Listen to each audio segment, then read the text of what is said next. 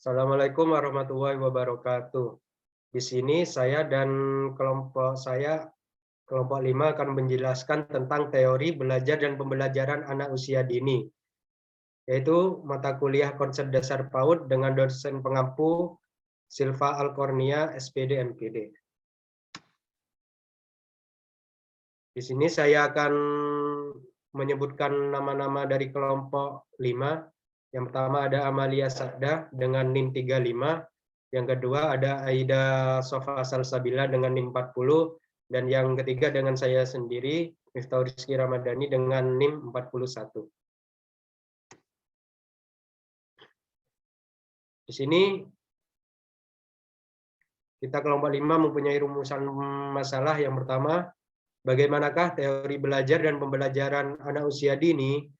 Yang kedua, bagaimana teori belajar perilaku? Yang ketiga, bagaimana teori belajar kognitif? Yang keempat, bagaimana teori belajar sosial? Untuk teori belajar dan pembelajaran anak usia dini, saya serahkan kepada rekan saya, Amalia Sakda. Waktu dan tempat dipersilahkan. Baik, terima kasih. Teori belajar dan pembelajaran anak usia dini. Semua anak di dunia ini dari kalangan manapun mereka berasal pasti gemar bermain. Bermain merupakan suatu aktivitas yang khas dan sangat berbeda dengan aktivitas lain, seperti bekerja yang selalu dilakukan orang dewasa dalam rangka mencapai suatu hasil akhir.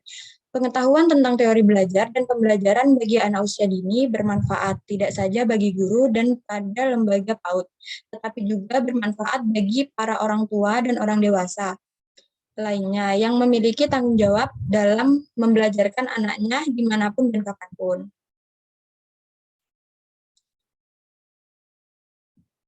Lanjut.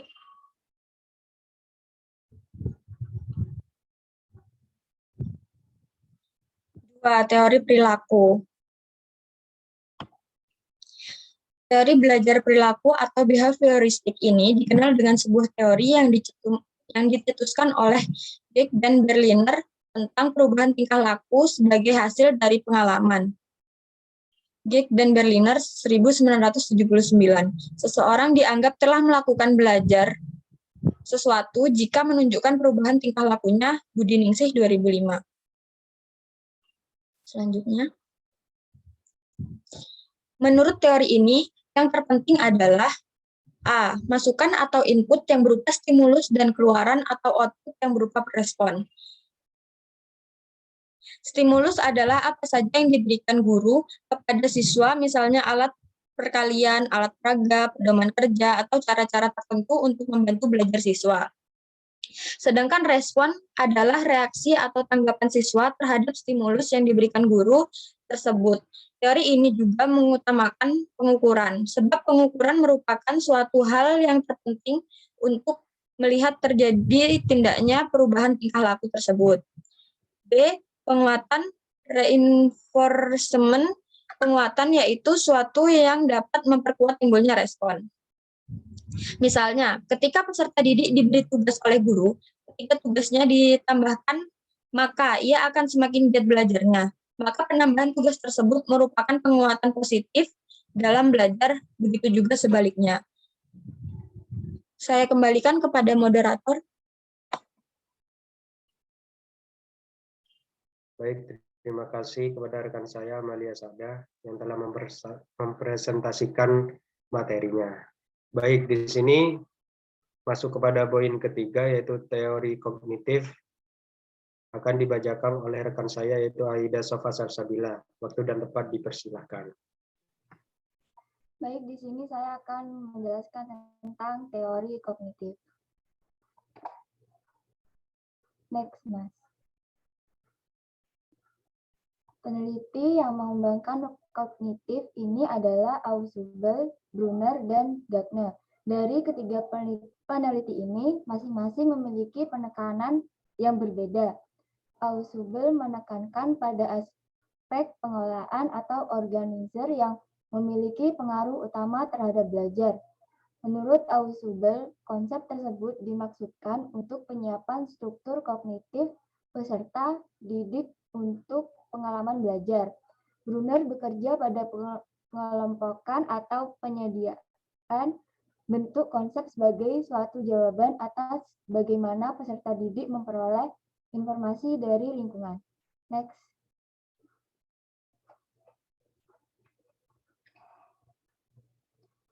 Selanjutnya ada prinsip konsep belajar kognitivisme. Prinsip-prinsip teori ini dapat diterapkan dalam proses belajar mengajar melalui tahap-tahap sebagai berikut, yakni yang pertama, mengukur kesiapan peserta didik seperti minat, kemampuan, dan struktur kognitifnya melalui tes awal, interview, review, pertanyaan-pertanyaan, dan lain-lain teknik. Yang kedua, memilih materi-materi kunci, lalu menyajikannya dimulai dengan contoh-contoh konkret dan kontroversial. Yang ketiga, mengidentifikasi prinsip-prinsip yang harus dikuasai dari materi baru itu. Yang keempat, menyajikan suatu pandangan secara menyeluruh tentang apa yang harus dipelajari. Yang kelima, memakai advanced organizer. Dan yang keenam, mengajar peserta didik memahami konsep-konsep dan prinsip-prinsip yang ada dengan memberikan fokus pada hubungan-hubungan yang ada. Next. Selanjutnya, peranan model kognitivisme dalam pembelajaran. Yang pertama, model pembelajaran kognitif Brunner. Karakteristik teorinya, model ini sangat membebaskan peserta didik untuk belajar sendiri. Teori ini mengarahkan peserta didik untuk belajar secara discovery learning. Dan untuk langkah penerapan dalam pembelajarannya, yaitu yang pertama, menentukan tujuan-tujuan instruksional. Yang kedua, memilih materi pelajaran. Ketiga, menentukan topik-topik yang akan peserta didiki. Keempat, mencari contoh-contoh, tugas, ilustri, dan sebagainya yang dapat digunakan peserta didik untuk bahan belajar. Dan yang keenam, mengevaluasi proses dan hasil belajar. Dan selanjutnya, model pembelajaran bermakna ausable. Karakteristik teorinya, dalam aplikasinya menuntut peserta didik belajar secara deduktif dari umum ke khusus dan lebih mementingkan aspek struktur kognitif peserta didik. Dan yang ketiga, teori perkembangan model kognitivisme. Dalam pengembangan model pembelajaran harus selaras dengan teori belajar yang dianut. Dengan kata lain, apabila kita menganut teori behaviorisme, maka model pembelajaran yang dapat digunakan diantaranya adalah model pembelajaran yang tergolong pada kelompok perilaku. Untuk penganut teori kognitivisme, model pembelajaran yang dapat digunakan adalah model pembelajaran yang mengarah pada proses pengolahan informasi. Selanjutnya saya kembalikan kepada moderator. Baik, terima kasih kepada rekan saya Ida Sofa. Pada poin keempat ini akan dijelaskan oleh saya sendiri tentang teori belajar sosial.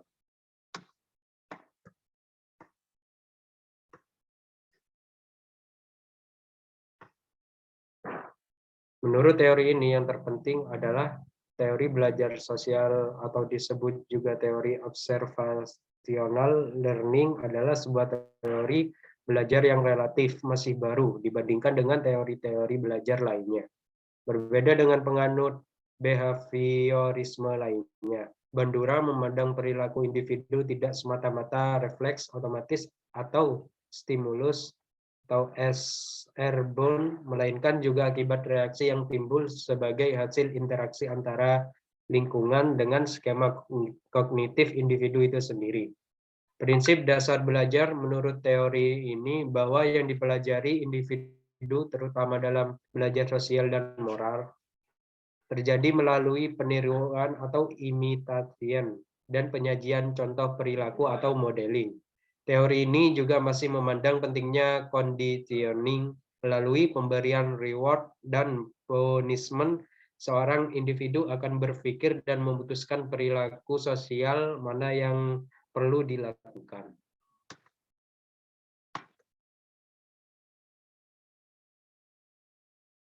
Oke, sekian dan terima kasih untuk presentasi pada kelompok kita. Kurang lebihnya mohon maaf bila ada salah kata. Saya sebagai moderator akan mengakhiri pada presentasi hari ini. Wassalamualaikum warahmatullahi wabarakatuh.